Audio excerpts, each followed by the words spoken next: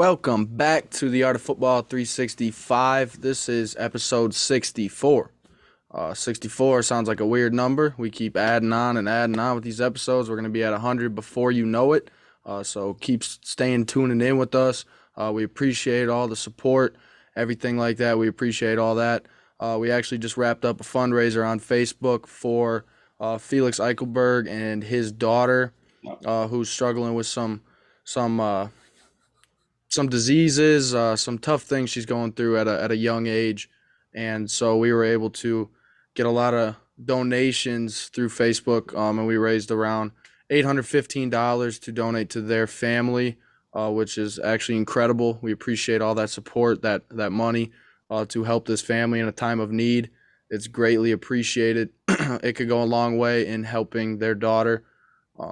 Although Facebook likes to take out some tax dollars, so we're going to be donating around, I think it's around $720 we're going to be giving to them.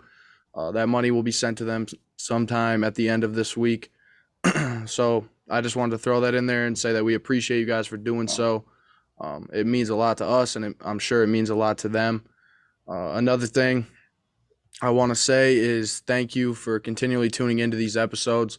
I actually had a weird thought the other day where I was just sitting back and kind of reflecting on everything that we've done with these episodes. And I greatly appreciate the time that everyone's taken to reach out to us, support us. I know there's a lot of negativity in Gannon and I's community. So we're doing our best to shine a light of positivity on some of these negative situations going on within our community. So we thank you for that, for helping us do that. But before we get going with this show, Gronk spike that subscribe button for us. We need that. We're at 289 subscribers currently. We're well on our way to 300, which is a very important number for us. I don't think Gannon and I would have expected that number to hit so soon, if not, honestly, forever. At the beginning, we didn't know what we were going to do with this. And 300 people that are tuned into our show, subscribing, getting notifications, it's going to be amazing to hit that number. We appreciate it greatly. Thank you guys for continually Gronk spiking that sub button for us, liking our videos, commenting on them. It's all appreciated. But we kind of have a video we're going to be doing today that is similar to what we did last year during the NFL playoff time. Something that Gannon and I take to heart. We love the NFL. We love football in general. But when it comes playoff time, it's strictly business. I know for Gannon, he's kind of used to the Green Bay Packers being in the playoffs every year, year in and year out. So for me, the Dallas Cowboys are back in the playoffs, so we got something fruitful for me to talk about. I can dive in, and Gannon and I can maybe get into a little argument about a future NFC Championship game we might see. We'll see. But not gonna be with us, I know that. But yeah, you guys might not make it there. Okay, before we get going, at least let me get a little bit. I know you were getting the intro. I'd like to say a few thoughts before we get going on this episode. I tried to raise a hand, but you just got all fired up for the Gronk spike or something, I guess is what it was. But first off, thank you. You can tell my setup's really different. We had a little holiday blessing in our own right, the podcast with Delbert Bunker and our sponsor with the Bacher Auto Group helping us with some equipment setups. My webcam's totally different. We got a new lighting system. Everything's just pure and cleaner looking. So shout out to Bacher Auto Group and Delbert more specifically. But also with Felix, back to that, that's an awesome cause that we're doing for this. And it's going to be really awesome to see because it's somebody that we knew from when we were a long time ago going to play basketball at the Y back in the day, and somebody that we've been in touch for over the years now, and to just give back a little bit at all is something cool for him and his family and his daughter. So prayers to them. Hopefully she keeps going and all that. So, but back to that's just one of a couple of things I want to say at the beginning before Bryce gets going about how the Cowboys are going to win the Super Bowl. But back to you. Just want to say a few thoughts about that. For sure. I second your thoughts on Delbert Bunker. We appreciate the Bacher family for being such a blessing in our podcast as a sponsor. Shout out to them, as I wanted to reiterate what Gannon said. But my last shout out before we dive into the 2022 NFL playoff predictions is Trent Zay Lewis. He is a guy that we've done a couple shows with. He hopped on one of our shows.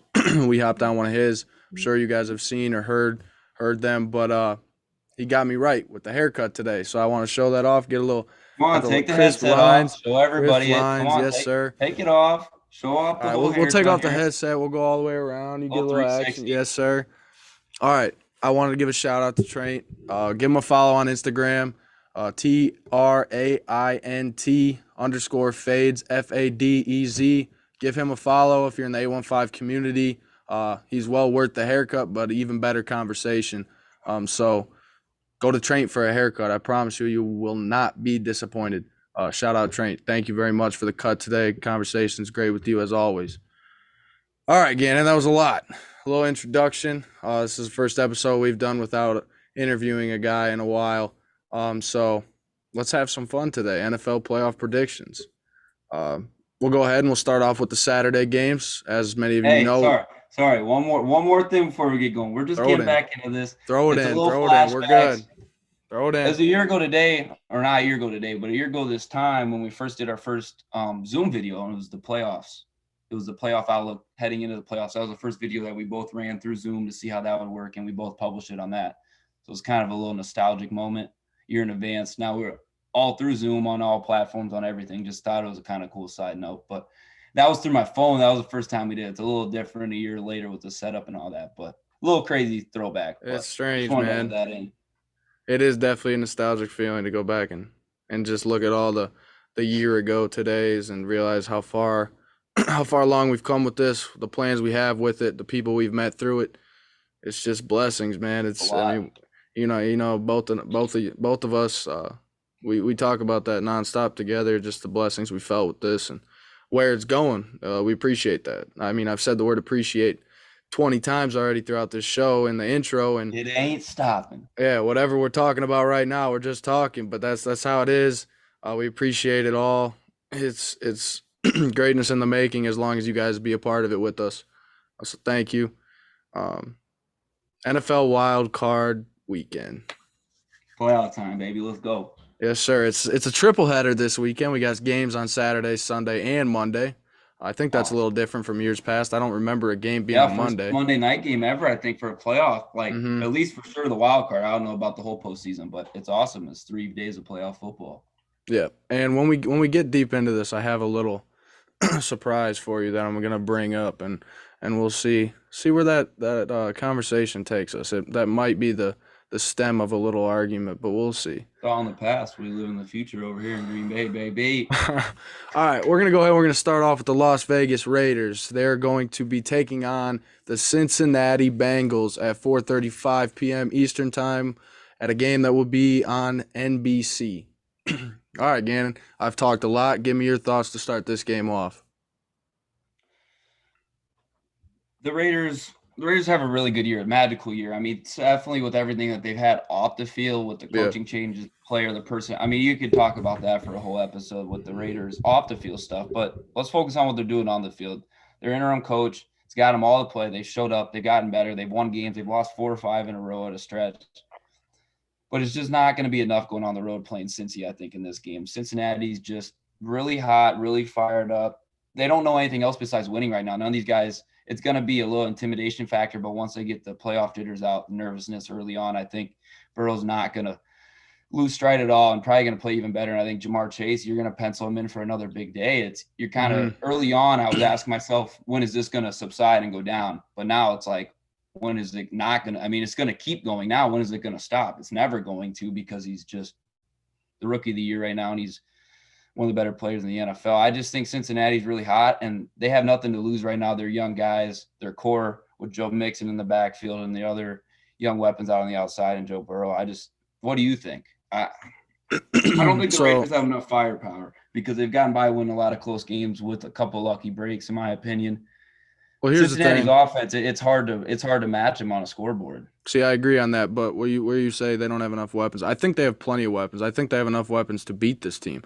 But here's the thing: I don't think they have enough weapons to score 45, 50 points. Is what I'm saying. I think they do. That's what Cincinnati could run up on you. I think the Las Vegas Raiders could score 50 points. I really do, and I say that just because they have the talent. But the problem, I think, with this team is they're not consistent. They can't stay consistent. I think at times when they're up, I think it gets a little bit too flashy. I don't want to say Derek Carr gets ahead of himself a little bit, but then I think all of a sudden you see a couple good games from Derek Carr, and then all of a sudden a couple hiccups. I think this team kind of gets a little heavy-headed and kind of enjoys the highs more than they can play up on the lows. So I'm taking the Bengals in this matchup. Uh, like Gannon said, I truthfully believe the weapons that Cincinnati has in Jamar Chase, T. Higgins, who's Tyler Boyd, Joe Mixon, and you can't forget the man himself, Joey Burrow. I don't want to interrupt you there, but I think the one biggest thing is you just saw with why am I drawing a blank? Darren Waller. Oh man, that was bad. But he's been out for the last 5 weeks with injury. You know, hadn't played, did some things, but he's got to be an X factor. He's got to be the guy in that offense with the mainstay because he's a matchup nightmare when he's healthy. And he's going to have over 100 yards. Keep working his way back into it, then they can talk into it. But if you don't have Darren Waller, 100%, or 2 being even a factor, it's going to be a long day, in my opinion. More than likely, for the Raiders to win this game, they're going to need Darren Waller to have 80 to 100 yards and 2 touchdowns, probably red zone targets. If not more. I mean, they're going to need to go for a Kittle or Kelsey type performance. And with the defense trying to slow down Joey football. Good luck. Good luck, Raiders. And they can run the ball and beat you also. That's the thing you can't forget. You still got Joe Mixon in the backfield. Exactly. I think we both agree on that. We're taking the Cincinnati Bengals. We're not going to do any score predictions within this episode. I don't want to get into trouble, kind of like last year where I had a bunch of people commenting, talking about. I think we just pick the winners and go with it. We'll go with the winners. All right. New England Patriots at the Buffalo Bills at 8:15 p.m. Eastern time on a Saturday night on CBS. I'll give you my thoughts on this game. All right, let's go for it. You go. I think this is one of the more interesting matchups of the weekend. And honest to God, I think this could very well easily be a New England Patriots W. The Buffalo Bills are a squad. Like, let's be honest, the last couple of years, they've had all the talent. They just can't get over that Kansas City Chiefs hump. They can't do it. And have they proved to do it yet? No. Are they even close? I think they're a smidge close, but I think this year with their team, I think they lacked a little bit of consistency as well. A team similar to the Raiders with just a little bit more talent.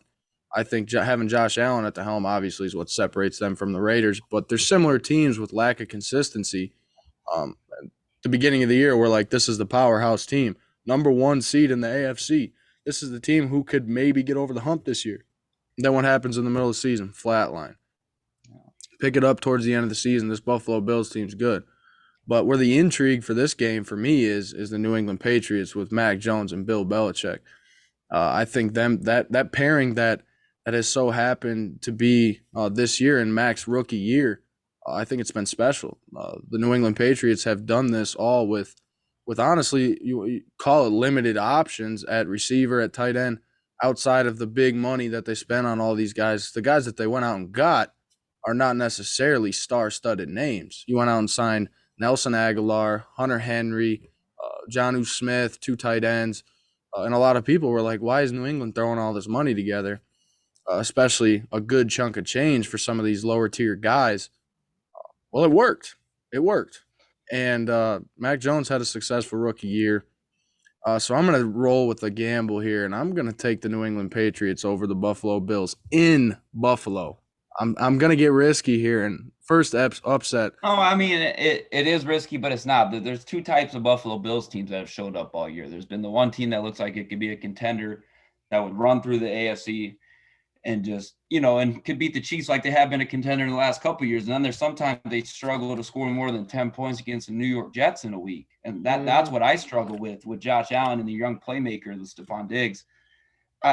That's the problem I have with this team. But I'm having to lean with my gut right here, and it comes down to Josh Allen or Mac Jones. And I'm leaning Josh Allen. Playoff experience, just NFL experience, rookie year. I'm going to have to go Josh Allen on this one, and I'm just banking on the Bills really showing up at home with Bills Mafia going crazy. The playoff game is going to be cold.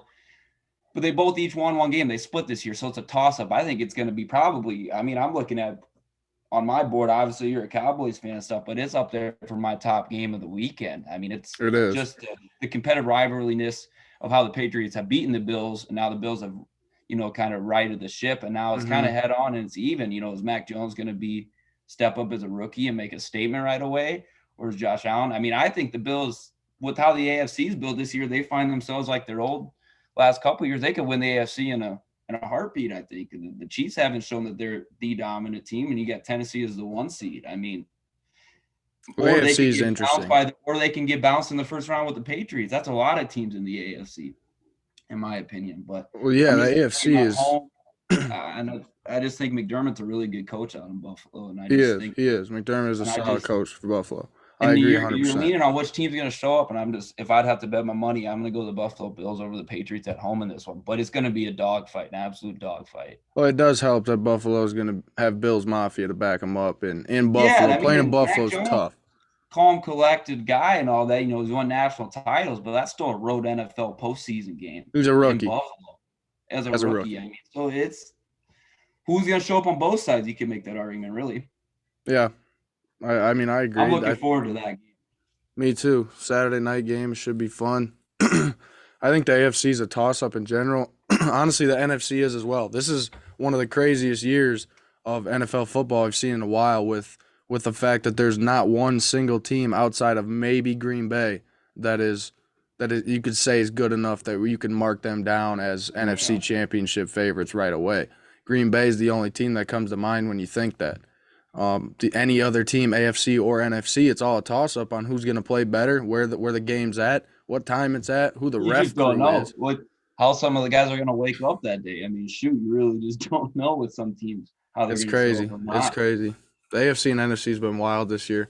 All right, but let's transition to Sunday matchups to an NFC game where we are going to see the Philadelphia Eagles take on the Tampa Bay Buccaneers at 1:05 p.m. Eastern Time on Fox. I don't have much to say about this game, other than the fact that Philadelphia does not have any chance to win this ball game.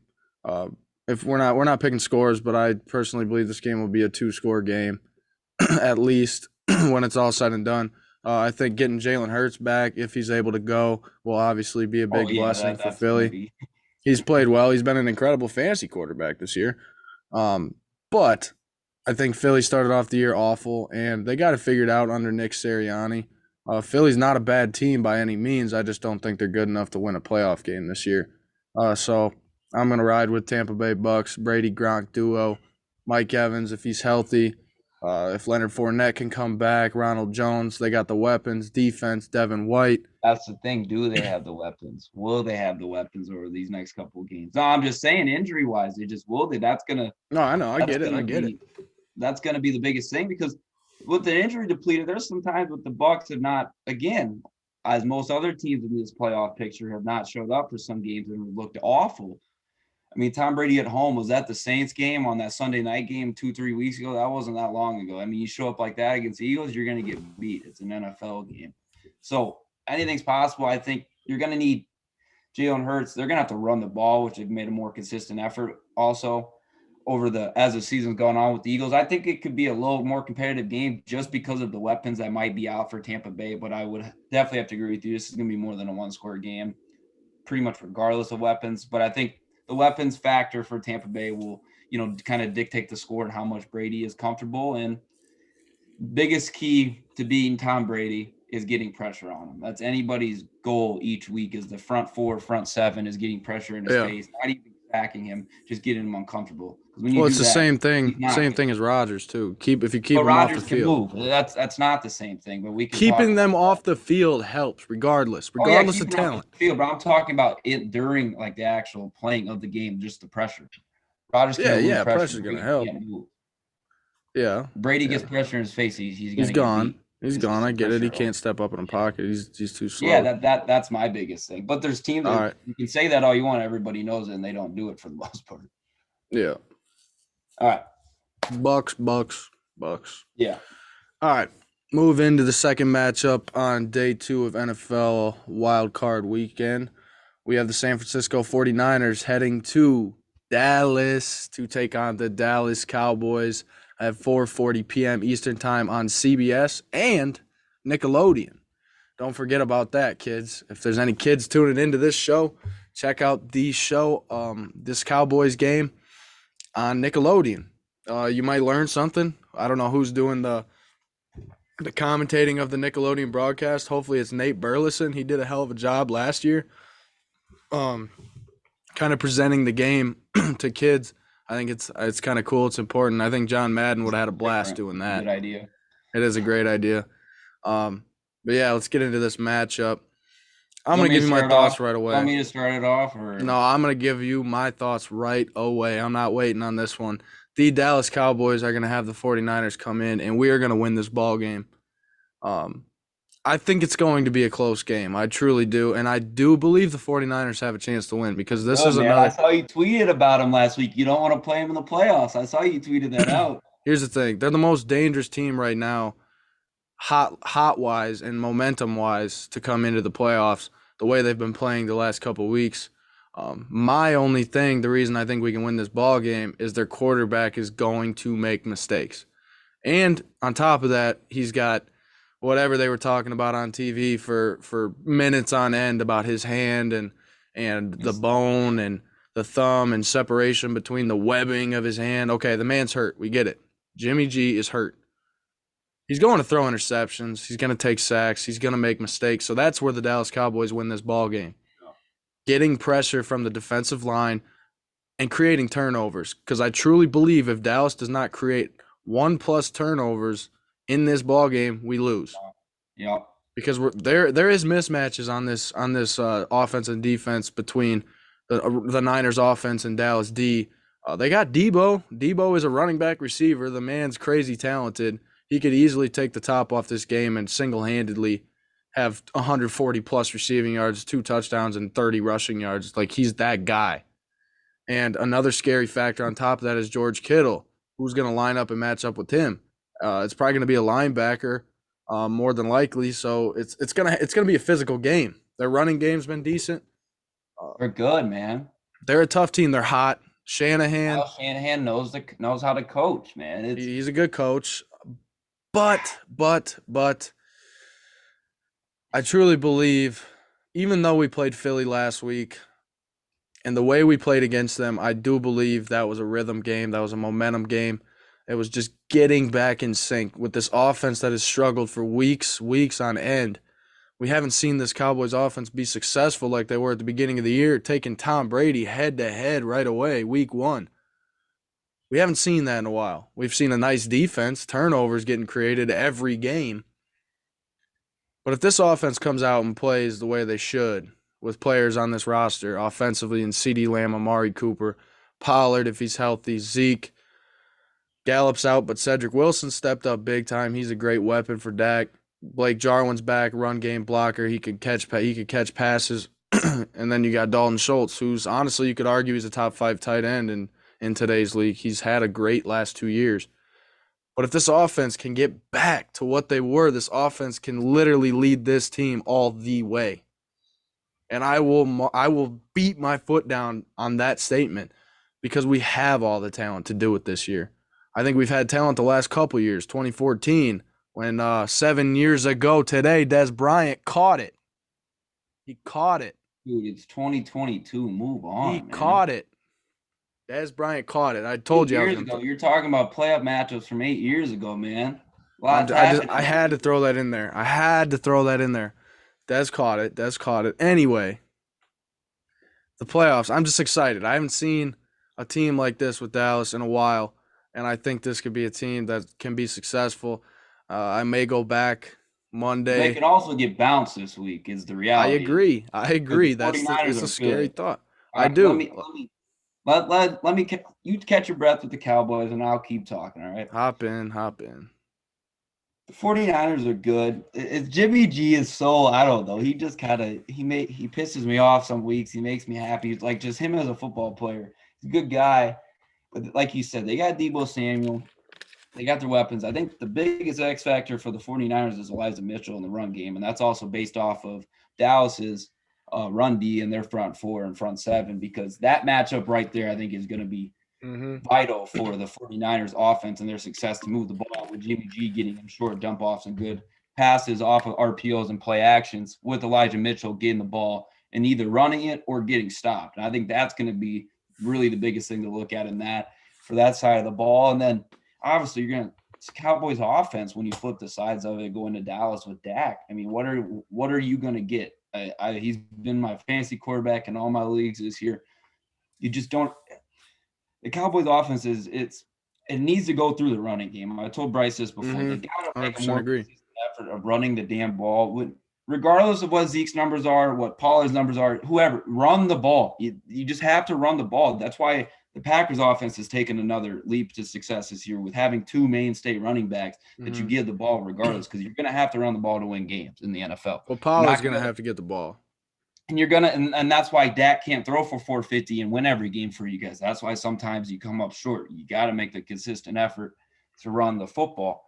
It's going to be, and like home field here, not real big because you've seen the Cardinals go into Dallas and beat them along with Denver. So that's not really a big toss-up for me, in my opinion. They're both warm weather places, so it would have been fine there. It's interesting, man. It's not even the Cowboys or the 49ers. I just think it's a really good, solid football matchup. It is. There's just not a way that I see it's going to – if Dak Prescott loses at home in the first round, if he gets bounced, that's going to hurt him big time. Spit it. Big time. Spit it out. Huge. But I just don't think it's going to happen. They're going to at least get past the first round, and we're not going to – I don't know much more after that. But we can talk about that. But we'll see how they look this week. I'm gonna have to go lean Cowboys on this one. All right, that's great to hear.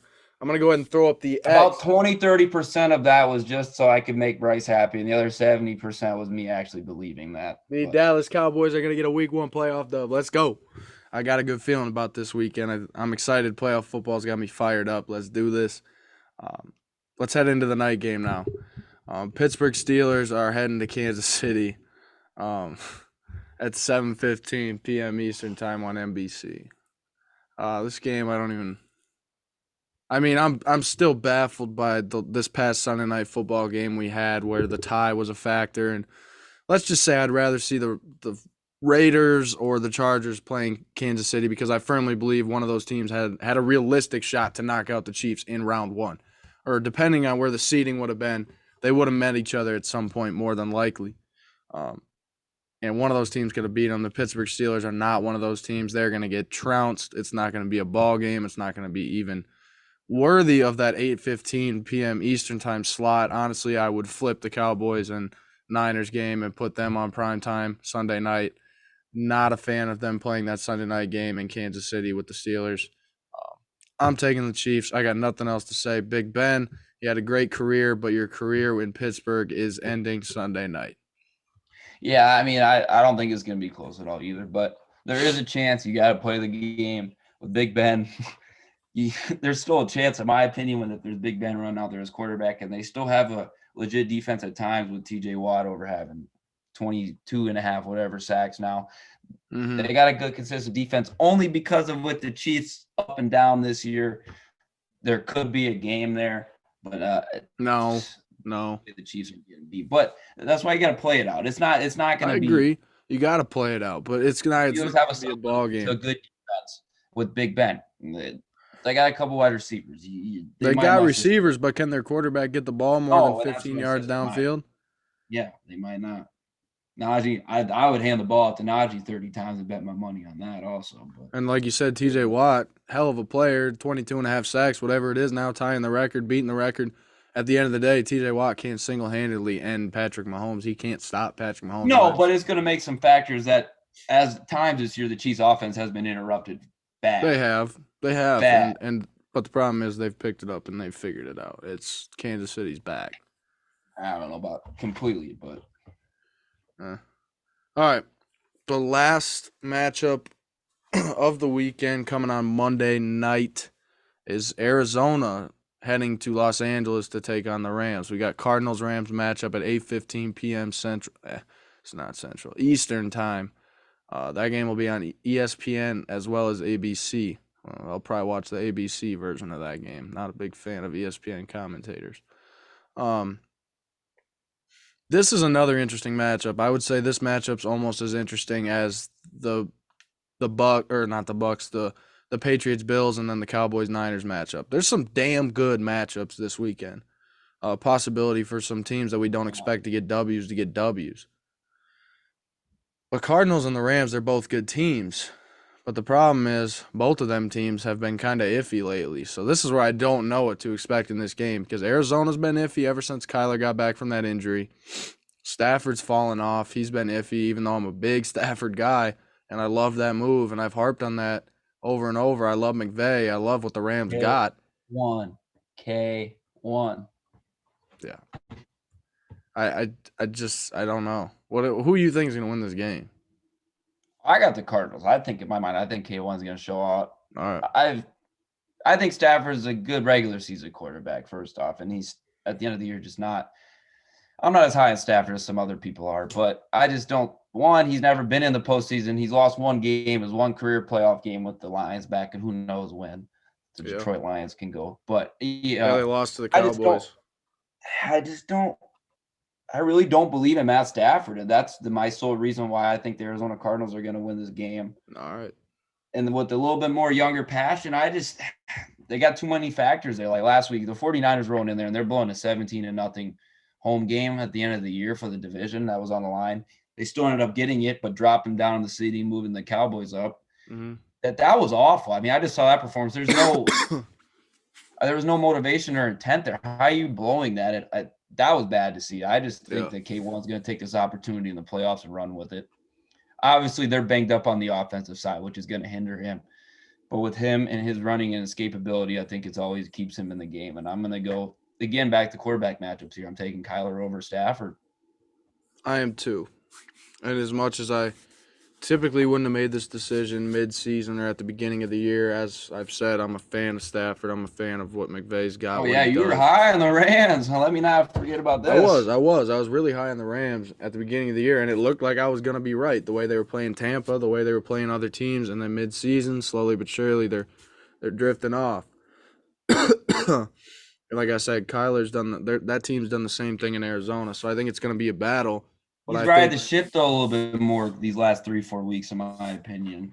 Yeah, I'm picking Arizona. I do believe Kyler Murray's going to have a great game, and I like the weapons he's got. Obviously, AJ Green's had a great year. D-Hop, is he going to be out for this matchup? You know, when I had him for fantasy the last time I checked, they said he was out until the playoffs. So I don't know with reevaluations. I haven't checked specifically. I haven't looked much, but it helps that game's on a Monday. We're recording this also on a Tuesday, so stuff's going to change by the time this drops. For sure. Either way, Christian Kirk, I like his game, underrated receiver. I think they can still get it done, beat the Rams in Los Angeles. Ertz, one of the most underrated trades that happened.